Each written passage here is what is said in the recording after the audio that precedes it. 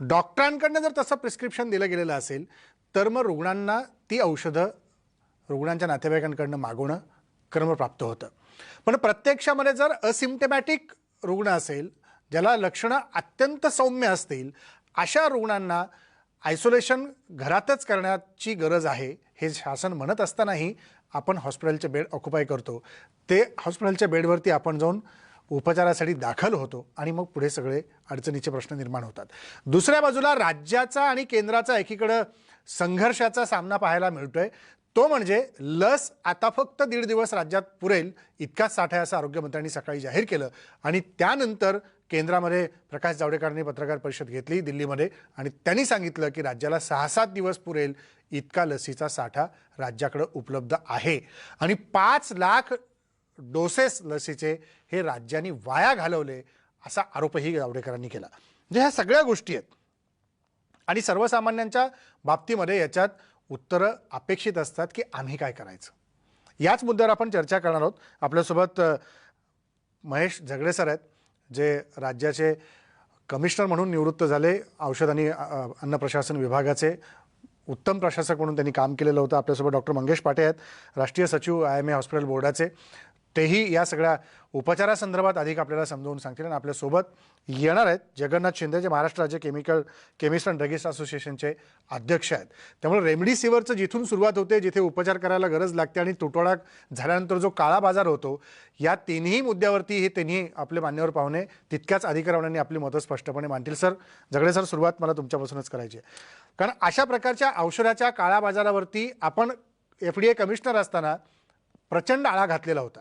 जरब निर्माण केली होती की हे पुन्हा होता कामा नये, सर्वसामान्यांना त्याच दरामध्ये किफायतशीर दरामध्ये औषधं उपलब्ध झाली पाहिजेत.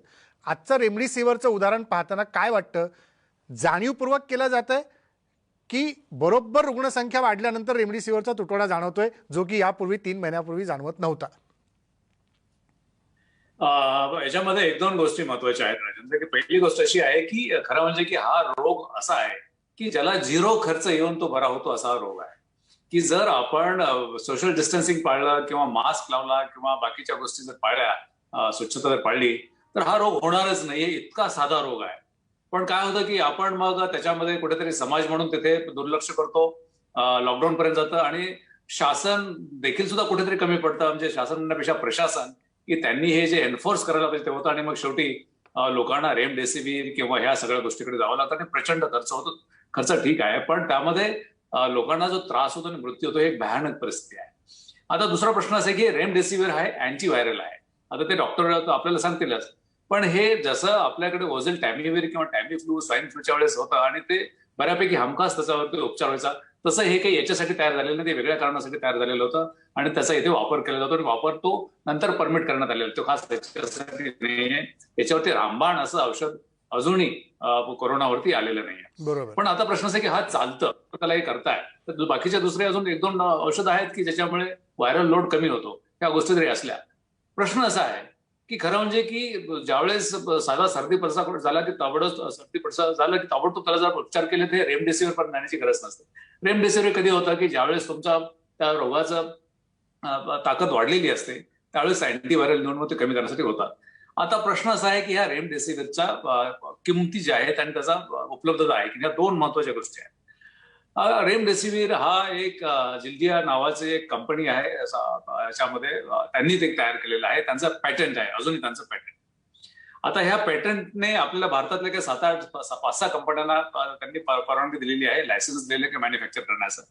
आता जर लायसन्स दिलं असेल तर मला वाटतं की ह्या कंपन्यांनी मोठ्या प्रमाणात त्याचं खरं म्हणजे मॅन्युफॅक्चर करायला पाहिजे. इनफॅक्ट बाकीचं थांबवून आणि केंद्र शासनाने आणि सर्व राज्य शासनाने मिळून या कंपन्यांना जाऊन त्यांच्याशी एंगेजमेंट करून किती लागणार आहे, किती प्रचंड आहे हे केलं पाहिजे. आता ह्या रेमडेसिवीरचं जे रॉ मटेरियल आहे ते सुद्धा इंडियामध्ये बनू शकतं. आता ह्या सगळ्या गोष्टीचा म्हणजे एक प्रोडक्शनच्या बाबतीमध्ये जर असेल तर काहीतरी कुठेतरी FDA कमिशनर्स, तुमचे DCGI आणि केंद्र शासन आणि राज्य शासन यांनी मिळून याचं करून किती साठा लागणार ते केलं पाहिजे. दुसरी गोष्ट असे की किमतीची. आता किमतीवरती खरं सांगायचं म्हणजे की नियंत्रण तसं एकदा MRP असेल की नियंत्रण येत नाही, आणि हे तर पेटंटेड ड्रग आहे, अजूनही काही त्याच्यामध्ये जेनेरिक ड्रग किंवा ऑफ पेटंट झालेले नाही. आता याच्यावरती जर साठा कमी करायचा असेल तर मी आज सकाळी बघितलं की आपल्या आरोग्य मंत्र्यांनी सांगितलं की आम्ही त्यांना आवाहन करतोय. आता खरं म्हणजे की ज्या ही परिस्थिती आहे ही अशी विचित्र परिस्थिती निर्माण झालेली आहे. जग आर्थिक गाडात थांबलेलं आहे, रुतलेलं आहे. आणि अशा वेळेस मग स्ट्रक्चरल चेंजेस जे ड्रास्टिक असतात ते केले पाहिजे. मला असं सांगायचं आहे की डीपीसीओ म्हणजे ड्रग प्राइस कंट्रोल ऑर्डर, जे एसेन्शियल कमोडिटीज खाली केंद्र शासन काढत असतं, त्याच्याखाली त्याच्या परिच्छेद 19 मध्ये असं दिलेलं आहे की अशी विशिष्ट परिस्थिती निर्माण जर झाली तर त्याच्यामध्ये शासन हे निश्चितपणे त्याच्या किमतीचा विचार करू शकतं. अर्थात ही किंमत देताना त्यांना तोटा होऊ नये कंपन्यांना, त्यांचा प्रॉफिट वगैरे सगळं बघून, पण त्यांनी ती कशी ठेवली पाहिजे कुठेतरी, असं त्याच्यामध्ये एक स्लॅब बनवून दिले पाहिजे आणि केलं पाहिजे होतं. हे का होत नाही मला माहिती नाही. खरं म्हणजे की याच्याकडे लक्ष दिलं पाहिजे होतं की अगदी खरं दुसरी सर. गोष्ट अशी की काही सर अगदी सबसिडाईज करायला लागलं सर मी मी मी परत परत माझा आपल्याकडे सगळ्यात येतो. महत्वाचा मुद्दा आहे. मी परत आणखी काही मुद्द्यासाठी आपल्याकडे येतो. डॉक्टर मंगेश पाटील आपल्यासोबत आहेत की पाटेसाहेब, जसं बघितलं आत्ता की झगडे सरांनी अगदी रास्त मुद्दे मांडलेले आहेत की राज्य शासनाने पण याच्यात लक्ष घातलं पाहिजे. FDA कमिशनर, DCGI यांनी सगळ्यांनी लक्ष घालून त्याच्यामध्ये पुढे प्रोडक्शनसाठी काय करता येईल. आणि रेमडेसिवीरचा जो आत्ता गोंधळ दिसतोय की पेशंटच्या नातेवाईकांना प्रिस्क्रिप्शन डॉक्टरांकडनं दिलं जातं, मग ते औषध या मेडिकलला मिळत नाही, मग पलीकडच्या मेडिकलला जा, रांगा आम्ही पाहिल्या, आम्ही सगळेजण त्या बातम्या चालवतोय, अस्वस्थता नातेवाईकांची पाहतोय. पण खरंच इतक्या मोठ्या प्रमाणात रेमडेसिवीरची आत्ताचे पेशंट पाहता ही गरज आहे का? उपचाराकरता तितक्या मोठ्या प्रमाणात तितकी इंजेक्शनं लागतायत का? आणि लागत नसतील तर मग तुटवडा हा कृत्रिम दिसतोय की साध्या कुठल्या एखाद्या औषधाने देखील तात्पुरती ट्रीटमेंट पूर्ण होऊ शकते अशा काळात? 100%. सर्वात प्रथम मी माझे मित्र महेश झगडे साहेब यांचं अभिनंदन करतो ते एका वाक्यासाठी, की आता बोलताना बोलले थोडंसं शासन पण कमी पडतंय आणि मग त्यांनी दुरुस्त पण केलं, प्रशासन कमी पडतंय. हे अतिशय योग्य वाक्य आहे, लक्षात ठेवा. आणि त्यांनी अतिशय प्रॉपरली सांगितलेलं आहे. वस्तुनिष्ठ जे काही आता संख्या वाढलेली आहे रुग्णांची, तुम्ही बघतायत महाराष्ट्रामध्ये 60,000च्या जवळपास पर डे एवढे पेशंट्स येत आहेत. तुम्ही जे जानेवारी एंड किंवा फेब्रुवारीच्या मिड फेब्रुवारीला कम्पेअर केलं तर त्याच्या कितीतरी पटीने ही रुग्णसंख्या अचानक वाढलेली आहे. आता ही अचानक रुग्ण संख्या वाढल्यानंतर जो हॉस्पिटल्सवर, हेल्थकेअर सेक्टरवर, डॉक्टरांवर जो लोड आलेला आहे, सिमिलरली हा लोड रेमडेसिवीरच्या यूजवर पण आलेला आहे, लक्षात ठेवा. आणि म्हणून हा तुटवडा निर्माण झालेला आहे डेफिनेटली. आणि रेमडेसिवीरची गरज जर तुम्ही म्हणाल, जसं तुमच्या प्रश्नाचा पुढील भाग होता, तर हे अतिशय गरजेचं असं इंजेक्शन आहे. भरपूरसे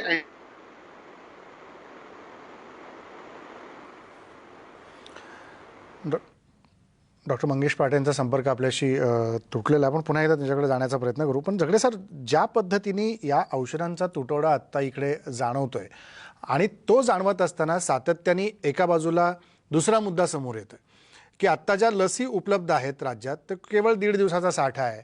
मग इतर राज्याच्या तुलनेमध्ये आम्हाला लस कमी मिळते. याच्यात ज्या काही गोष्टी राजकीय पटलावरती वेगवेगळ्या मुद्दे मांडून ते आणले जातात, पण प्रत्यक्षामध्ये वस्तुस्थिती समजून घेऊन प्रशासनाने काम करणं अशा परिस्थितीत गरजेचं आहे. राजेंद्र, एक महत्वाचा मुद्दा उपस्थित केला. खरं म्हणजे की मला प्रशासन कुठेच दिसत नाही. प्रत्येक वेळेस काय होतं की राजकीय लोकांना त्याच्यामध्ये तिथं व्यक्त व्हावं लागतंय. अशा परिस्थितीमध्ये की आता रेमडेसिवीरच्या बाबतीमध्ये DCGI किंवा केंद्रीय सचिव आरोग्य किंवा राज्याचे सचिव आरोग्य किंवा राज्याचे मुख्य सचिव यांनी खरं म्हणजे वस्तुस्थिती सांगितली पाहिजे. कारण राजकारणी जर आल्यानंतर प्रत्यक्षाच्या प्रमाणात ते होतच राहणं, त्यामुळे कुठेतरी प्रशासनाने वस्तुस्थिती सांगितली पाहिजे, जी निर्भेळ वस्तुस्थिती असली पाहिजे आणि ती जनतेपुढे आली पाहिजे. आता जे आपलं मध्ये आपण म्हणतात की लसीच्या बाबतीमध्ये, हा लसीचा प्रश्न असा आहे की तुमची लोकसंख्या किती आहे आणि तुमचा रुग्ण वाढीचा दर काय आहे, हा तो मुद्दा आहेच आहे. पण त्याचबरोबर लसीचं जे खरं म्हणजे की इलेक्शन प्रमाणे लस हे झालं पाहिजे की प्रत्येक बूथवरती संपूर्ण देशामध्ये. आता अमेरिकेने काय केलंय की त्यांचे 16% जास्त लोकसंख्या त्यांनी ऑलरेडी कव्हर केली, ते टक्केवारी जातात आणि त्यांचे प्राईम मिनिस्टर, त्यांचे प्रेसिडेंट ते मॉनिटर करून ट्विट करत असतात की या दिवशी आम्ही असं केलेलं आहे. त्यामुळे मला वाटतं की प्रत्येक राज्याने, प्रत्येक तालुक्यामध्ये, प्रत्येक गावामध्ये की लसीचा किती गरज आहे आणि त्याच्यासाठी मतदार याद्या घेऊन बसून मग 60च्या पुढचे किती लोक आहेत आपण त्याला सगळं माहिती असं मतदार याद्यामध्ये, आणि आता किती लोक झालेले, त्यांना किती उर्वरित आणि किती लसीची लागणार आहे. आता लस किती लागणार आहे मला काही मोठं सायन्स लागत नाही. आपल्याकडे कारण याच्यामध्ये फार चांगली सप्लाय चेन होऊ शकते की 15 दिवसात आपल्याला लसीकरण पूर्ण करायचं आहे का 20 दिवसात पूर्ण करायचं आहे. समजा 20 दिवसात पूर्ण करायचं असेल तर इतके सेंटर्स करावे लागतील, इतक्या नर्सेस किंवा ते लागणार आहे, त्याच्यासाठी इतके शिफ्टमध्ये चालावं लागेल. एक नर्स समजा 120 किंवा 150 करत असेल तर असं करून मला वाटतं की बॅकवर्ड करून हे फार अवघड नाहीये. पण इथे प्रशासनाने असा प्लॅन खरं म्हणजे देशाला सांगितला पाहिजे, राज्याला सांगितलं पाहिजे की आम्ही असं करतो आहोत. शेवटी कुठे होतं की ते राजकारणाच्या उभऱ्यापर्यंत नेलं जातं आणि मग त्यांना ते हे सांगावं लागतं. मला वाटतं प्रशासनाने सांगितलं पाहिजे की हे खरंच राज्यांना एका राज्याला कमी जाते का दुसऱ्या राज्याला जास्त जाते का काय होतंय. हा प्रश्न खरं म्हणजे राजकारण त्यांनी एकदा निर्देश दिले की झालं पाहिजे. जर चुकत असतील कुठे राजकारणी तर मग प्रशासनाने सांगितलं पाहिजे की त्यांचं चुकतंय. पण प्रशासन कुठे काही बोलायला तयार होत नाही. आणि मग हे बघ काय होतं की महाराष्ट्राला कमी झालंय, हरियाणाला जास्त झालंय, या सगळ्या गोष्टी त्याच्यामध्ये सुरू होतात आणि शेवटी बराडला जाणार आहे तो पेशंट बराडला जाणार आहे. ज्या राज्यामध्ये समजा जास्त पेशंट असतील, वेग जास्त असेल वाढीचा, तर ते राज्य खरं म्हणजे प्रायोरिटीने आलंच पाहिजे त्याच्यामध्ये. पण आता खरंच अशी वस्तुस्थिती आहे का की पुढे 2-4 दिवसामध्ये लसचा दुष्काळ होणार आहे आणि लसीचं जाणार नाही. खरं म्हणजे की हे कुठेतरी प्रशासनाने येऊन सांगितलं पाहिजे की अशी वस्तुस्थिती आहे किंवा नाही. वस्तुस्थिती असेल मग त्याच्यासाठी काय उपाययोजना केल्या पाहिजेत त्याच्या मागे लागलं पाहिजे की नुसतंच असं सांगता कामा नये की पुढच्या 7 दिवसानंतर आमची काय उपाययोजना आहे. त्यांनी केंद्रीय सचिवांना त्यांच्याशी बोलणं झालंय की का नाही हे कुठेतरी मिसिंग वाटतंय. सगळ्या गोष्टी अगदी खरंय सर. हाच कळीचा मुद्दा आहे. त्याच्यामुळे या सगळ्या गोंधळामध्ये आजच्या कार्यक्रमात कुठल्याही राजकीय पक्षाच्या प्रवक्त्याला न बोलण्याचं मागचं कारणच ते आहे की वस्तुस्थिती तज्ज्ञांकडनं समजली पाहिजे. या काळात राजकीय हेवेदावे, प्रतिदावे, आरोप प्रत्यारोप बाजूला ठेवून, कारण जनतेला गरज आहे एका आधाराची. जनतेला आत्ता गरज आहे या भयंकर अशा प्रसंगातून बाहेर पडण्याची, ज्याच्यातून आपण बाहेर पडतोय असं वाटत असतानाच आपण पुन्हा एकदा त्या चक्रव्यूहामध्ये अडकत चाललोय. ही जनता होरपळतीये. त्यामुळे आता जनतेला मार्ग पाहिजे की याच्यातनं बाहेर कसं पडता येईल. पाटे सर, हाच खरा मुद्दा आहे की आता ज्या प्रकारे पेशंट्स वाढताना दिसत आहेत. परवा साम टीव्हीशी डॉक्टर रमण गंगाखेडे बोलत होते. ते म्हणाले की 95% जनता महाराष्ट्रातली जर मास्क वापरायला लागली, ज्याचा उल्लेख मगाशी जगडे सरांनी सुरुवातीला केला, तर ही रुग्णसंख्या एप्रिल एंडपर्यंत आपण आटोक्यात आणू शकू. पण आज जनता मास्क लावतीये नाकाच्या खाली.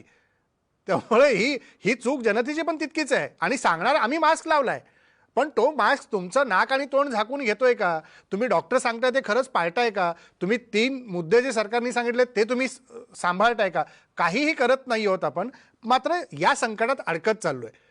मग पेशंट तुमच्याकडे आल्यानंतर त्याची भावना काय असते? डॉक्टर म्हणून तुमच्याशी बोलत असताना त्याची मतं काय असतात?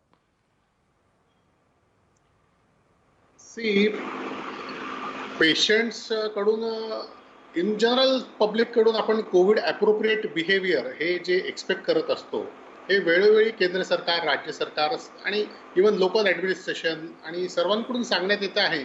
परंतु लोकांकडून हवा तसा रिस्पॉन्स आपल्याला दिसत नाही आहे. मागच्या सुद्धा इंटरव्ह्यूमध्ये मी हे वारंवार सांगितलेलं आहे डेफिनेटली. आणि त्याचेच परिणाम आपण आज आपल्याला दिसत आहेत. आणि जे गंगाखेडकर सरांनी तुम्ही आता उल्लेख केला सांगितलं, अतिशय योग्य आहे ती गोष्ट. आणि इव्हन झगडे सर बोलताना सुरुवातीला त्यांच्या याच्यात एक वाक्य बोलले की जर आपण हे सगळं पाळलं तर ही वेळच आपल्यावर येणार नाही. परंतु ही वस्तुस्थिती, ही सत्य परिस्थिती लोक समजत नाही, हे दुर्दैव आहे. आज एवढे केसेस वाढलेले असताना सुद्धा अजूनही मार्केटमध्ये आणि रस्त्यावर लोक गर्दी करत आहेत. आणि 50 ते 60% वर लोक नाकाच्या खाली मास्क लावून फक्त शोभेसाठी म्हणून लावून किंवा हनुवटीवर लावून लोक फिरतायत तिकडे तिकडे. आणि वाईट वाटतं हे बघून की आता कुठल्या प्रकारे यांना कंट्रोल करायचं. आणि म्हणूनच मी मागच्या वेळेला बोललो होतो, आता परत एकदा रिपीट करतो की आपण थोडंसं कोविड ॲप्रोप्रिएट बिहेवियर एक्सपेक्ट करतो लोकांकडून, त्यांना रिस्पॉन्स मिळत नाहीये. तर कोविड ॲप्रोप्रिएट ॲडमिनिस्ट्रेशन आता थोडंसं स्ट्रॉंग आणलं पाहिजे. हे अतिशय महत्वाचं आहे आजच्या तारखेला. अगदी योग्य मुद्दा तुम्ही मांडला. जो मुद्दा झगडे सर पण मांडतायत की प्रशासन याच्यामध्ये अधिक कणखर बनलं पाहिजे. आणि प्रशासकीय व्यवस्था जेव्हा या सगळ्या राजकीय आरोप प्रत्यारोपाच्या बाजूला जाऊन कणखर बनून काम करायला लागते, तेव्हा वस्तुस्थितीतली संकटातल्या परिस्थितीला आपण दूर करण्याला निश्चित मार्ग दाखवू शकतो. आणि ते समन्वय आता इथे कुठतरी येण्याची गरज आहे. एक छोटासा ब्रेक घेऊ. झगडे सर आणि मंगेश पाटे सर आपल्यासोबत असणार आहेत आणि जगन्नाथ शिंदे देखील ब्रेकनंतर आपल्यासोबत येतील. ब्रेकनंतर ही चर्चा अशी सुरू ठेवू.